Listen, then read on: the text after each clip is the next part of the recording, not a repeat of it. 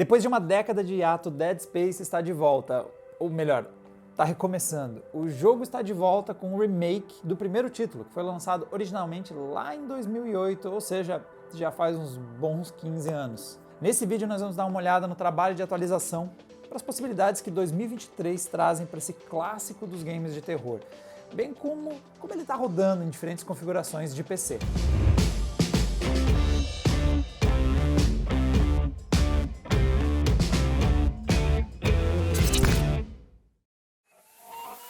SSD Kingston NV1. Acelere o seu PC com esse armazenamento super rápido em NVMe, com velocidades até 4 vezes mais rápidas que um SSD SATA e capacidade de armazenamento de até 2 TB. Tudo em um formato mais compacto, fácil de ser instalado até mesmo em um notebook. Mais detalhes no link na descrição do vídeo. Nós vamos começar a nossa análise dando uma comparada em como era o Dead Space, lançado em 2008, ou seja, aquele game que foi lançado para plataformas como o PlayStation 3, o Xbox 360, plataformas bem limitadas quando o assunto era hardware disponível para rodar o game. Ele foi criado originalmente em cima de um motor gráfico criado para títulos como, acreditem se vocês quiserem, games de golfe da série Tiger Woods PGA Tour. Então, isso explica essa imagem maluca de ter o Isaac jogando golfe, é porque o modelo do protagonista de Dead Space, ele é facilmente colocado em um gameplay do PGA Tour. Eles, como contou um dos produtores até do game, uns líderes de desenvolvimento, tweetou, é fácil importar um modelo um no outro, já que no fim das contas os dois jogos têm o mesmo motor gráfico, basicamente. Por um jogo de 2008, eu acredito que o Dead Space até envelheceu bem. Então, até quando comparamos aqui na redação com outros games da época, então entrou na discussão GTA 4, Call of Duty Modern Warfare, ou de 2008, obviamente. Quando a gente compara esse game e o Dead Space, ele, apesar de seus 15 anos nas costas, ele até que ainda entrega. Tudo mérito de um bom trabalho da equipe de desenvolvimento e uso de tecnologias como especialmente efeitos de física, usando na época o Havok. Mas sem as limitações de hardware da época, temos a primeira grande mudança quando a gente olha como ele estava em 2008 e como ele está agora em 2023, o scope. Com mais poder de processamento, a equipe de desenvolvimento da Motive pôde aumentar em muito o tamanho do jogo, dando muito mais senso de tamanho, especialmente para Ishimura, que é a nave espacial onde acontece a treta toda do game. Tudo é muito, mas muito maior, abandonando aquele visual, às vezes que fica parecendo que você está dentro de um submarino de tão apertado, para um visual mais estação espacial. Realmente tem estruturas com escala muito maior e a Ishimura realmente agora parece ter o tamanho grandioso que ela tem quando ela é vista de fora. Lá no comecinho do jogo você tem uma visão dela enquanto você está chegando nela. E também, quando você abre os mapas do jogo, ela dá uma noção de espaço muito maior do que o jogo de 2008 nos dava a impressão. Tudo era muito mais pequenininho no jogo original. Outra diferença óbvia é quanto escalou os detalhes dos objetos. E isso é muito perceptível primeiramente na roupa do Isaac. Além do óbvio salto de resolução do game, que na sua versão atual está rodando aí em 4K, a gente fez esse gameplay numa RTX 4090, também tem muito mais capricho nos modelos, tanto do traje do protagonista, quanto também nos cenários, você vai perceber muito mais detalhes nos objetos.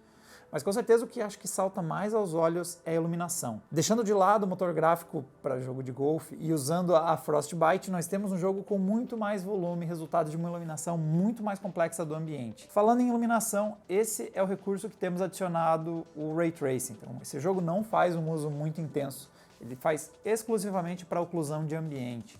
Então, apesar de ser discreto, fica visível como a luz se comporta de forma mais realista quando você habilita essa aceleração por hardware. Inclusive, ela não liga nem se você colocar o jogo no preset do Ultra. Você tem que ligar no modo customizado e habilitar a oclusão de ambiente via Ray Tracing. E o resultado é legal.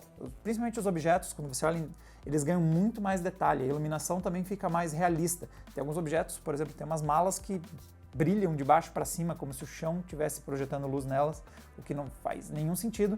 Quando você habilita o Ray Tracing, a iluminação fica mais realista, fica mais sombreado na parte de baixo, que é basicamente efeito da oclusão de ambiente. Ela calcula a projeção da sombra de um objeto nos outros e cria esses efeitos mais escurecidos. Isso é bacana porque, justamente por ser um jogo de terror, escuridão cai muito bem em Dead Space. Então, os cenários ficarem com um escurecido extra, e principalmente essa sombra ser mais realista, cai bem para o game ligar o recurso. A RTX 4090 segue numa taxa de quadros bastante alta, com e sem o Ray Tracing, então impactou pouco. Enquanto que se a gente dá uma olhada em modelos um pouco mais modestos, mas ainda com boa performance, a 3060 Ti cai de uns 77 FPS para uns 70, então nós temos uma perda de mais ou menos uns 10%. Acho que positivo, considerado o ganho visual, então 10% de queda de performance não é tão grande. E usando aí a Radeon RX 6700 XT para ser nossa referência do lado vermelho da força, dá para ver que elas também não estão mal. Então, novamente, nós temos uma perda de performance que gira em torno de uns 10%. Acho que vale a pena habilitar o Ray Tracing para oclusão de ambiente nesse game. Também é sempre bom lembrar que, apesar de a gente falar muito de reflexos e efeitos de luz, a Ray Tracing é muito bom para justamente calcular a ausência de luz, e Dead Space nos mostra como um jogo escuro pode se beneficiar do Ray Tracing, não calculando onde a luz vai estar presente, mas na verdade nos lugares onde ela vai estar ausente. Outro elemento que ganha um capricho adicional é a física, e olha que o game de 2008 não se saía mal, justamente graças ao uso da Havok, com o decepamento dos monstros, e justamente é uma das coisas mais marcantes do game, junto com aquela frase inicial já com cut off their limbs, né, corte os seus membros. Basicamente a identidade de Dead Space é definida por esse aspecto do gameplay e dos monstros nojentos que você precisa matar. Então o novo jogo tem novamente, claro, uma excelente física, então principalmente quando você vai decepando os monstros, eles começam a se espalhar pelo chão os pedaços deles, junto com mais objetos do cenário. Então uma mudança é que mais do cenário interage com o personagem, então tem mais física envolvida, então você esbarra com um monte de coisa, joga caixa pra lá e pra cá, junto com um pedaço de monstro, o negócio fica um nojo, mas mostra como o jogo é mais reativo e sempre cai bem para a imersão do gameplay. Você tem uma caixa, ela não é um objeto fixo colado no chão, você empurra ela, por exemplo. Sobre a performance, o Dead Space já chega dando uns sustos nos seus requisitos mínimos, na verdade. Para a placa mínima, o modelo pedido é uma GeForce 1070 ou uma Radeon RX 5700. É um requisito bastante alto, se a gente considerar que esse é o mínimo do jogo. Em processador também está bem exigente, então no mínimo está sendo requerido um Ryzen 5 2600 ou um Core i5 8600. Ou seja, ela está pedindo pelo menos um processador de 6 núcleos, um hexa-core para rodar o game. São notícias bem ruins para uma galera que está num hardware de entrada com 4 núcleos, quad-core e também na Guerreira GTX 1060.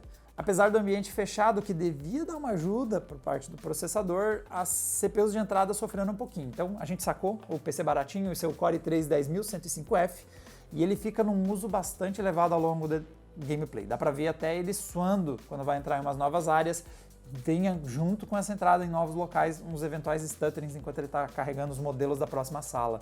Isso é algo que percebemos, na verdade, até no Core i9. Ele tem um frame time meio bagunçado, considerando a quantidade de núcleos e threads, tem um stuttering aqui ou ali em transições de ambientes. Até o nosso kit interposer do Core i9, que a gente testou em live, ele rodou bem todos os jogos. O primeiro game que ele foi apresentar um stuttering aqui ou ali foi justamente o Dead Space, mostrando como até um processador de 8 núcleos e 16 threads pode dar umas suadinhas ao longo de um gameplay com esse game. Para as placas de entrada, apesar de nem cumprir as especificações mínimas, a gente conseguiu jogar 5 modelos de entrada com uma qualidade aceitável. Então, um dos primeiros modelos que a gente testou é esse cara aqui.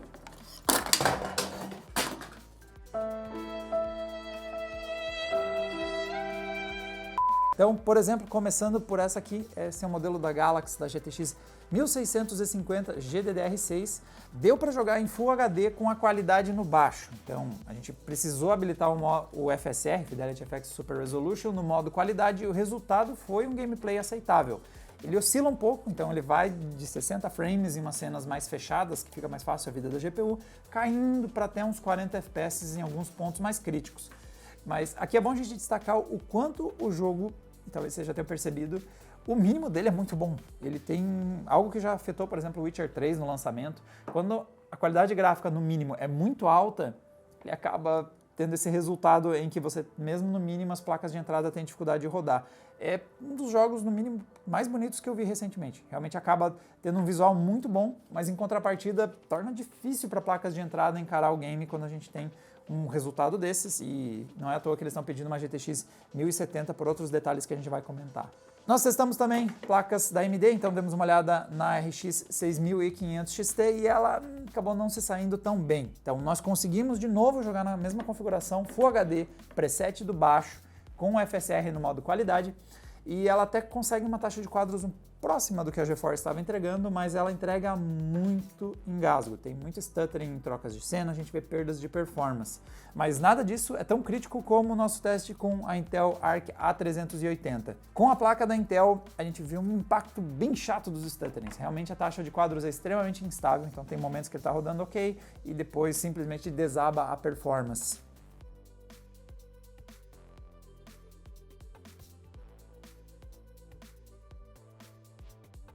Aqui o que é interessante com a Intel Arc é que ela nos mostra um detalhe do jogo. Ela tem 8 GB de VRAM e o jogo quase consumiu 8 GB de VRAM em Full HD na qualidade mínima. Então realmente dá para ver como o consumo de memória de vídeo é bastante alto com o jogo, mesmo rodando numa qualidade gráfica, um preset bastante baixo. Isso é um dos fatores que pode ter influenciado nos stutterings, especialmente quando a gente olha a RX 6500 XT. Ela tem uma largura de banda mais limitada no PCI Express comparado com a 1650 e pode ter impactado na dificuldade maior dela de manter estabilidade versus o modelo GeForce. Para quem está curioso se dá para jogar no gráfico integrado, nós tentamos rodar ela no Ryzen 5 5600G e seus gráficos Vega e a gente ficou preso num carregamento que não termina nunca. Esse é um outro sintoma que pode indicar o quanto está sendo consumido de memória e como memória insuficiente torna problemático rodar o game. Ele simplesmente não passa da tela de carregamento e a partida não começa. Olhando agora para as placas intermediárias, e aqui que está o segmento que a gente costuma indicar com mais frequência para vocês montarem seus PCs. Então, por exemplo, a RTX 3060 Ti por parte da NVIDIA, uma Radeon RX 6700 XT por parte da AMD. Começando os testes com elas e agora usando uma bancada com Core i9 2900KS, nosso PC Aquário que a gente brinca aqui, ou seja, não limitando a performance dos outros componentes. A RTX 3060 Ti tem plenas condições de rodar o game no Ultra, inclusive com Ray Tracing habilitado e uma média na casa dos 60 FPS. A gente conseguiu isso rodando em 4K, mas é claro, aqui a gente habilitou o DLSS no modo desempenho para tornar o gameplay viável. Então isso é uma coisa importante, o game trouxe suporte ao DLSS e também ao AMD FSR, como a gente já comentou. E a Radeon RX 6700 também se saiu bem, ela consegue entregar uma boa performance, mérito então do FSR 2.0 presente no game. Ela saiu levemente pior quando a gente olha a taxa de quadros, então a 3060 Ti ficou com uma leve vantagem em performance, mas a principal diferença delas é uma quantidade mais perceptível de stutterings. Então a 6700 XT ela dá umas engasgadinhas, especialmente quando está mudando de um ambiente para o outro. Tem alguns trechos do game que tem uma leve queda de performance, a 3060 Ti foi mais estável ao longo do nosso gameplay. Mas essa diferença não chega a impedir de usar a 6700 XT como uma boa placa para jogar esse game, são momentos um pouco mais pontuais. E falando novamente em VRAM, novo susto no consumo bastante alto. A 6700 XT ela passa dos 10 GB quando a gente está jogando em 4K, mesmo com o FSR no modo desempenho, que deve dar uma ajudinha aí no consumo de VRAM, já que no modo desempenho a gente está renderizando o game em Full HD e ampliando para 4K. Então, mesmo dessa forma, nós temos um consumo que excede os 10 GB.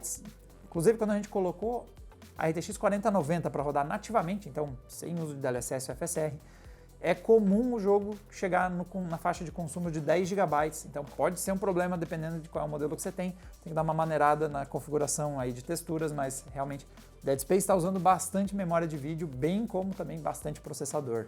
No geral, eu acho que o Dead Space Remake se saiu bem. Ele entrega o mais importante da experiência do game original, que é aquela ambientação tensa e imersiva, e isso definitivamente é bem-vindo os novos gráficos melhorados. Então, as melhorias gráficas, os modelos mais complexos, a iluminação mais bem desenvolvida realmente contribui muito para essa experiência. Mas o jogo está pesado. Então, o uso de processador está bastante alto e o consumo também de VRAM são receita certa para os stutterings eventuais que estão acontecendo ao longo do gameplay.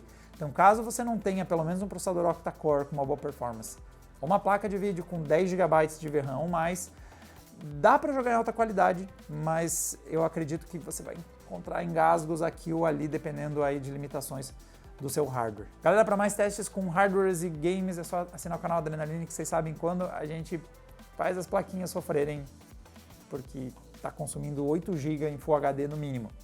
Placas de entrada que lutam. E a gente se vê numa próxima. Tchau, tchau!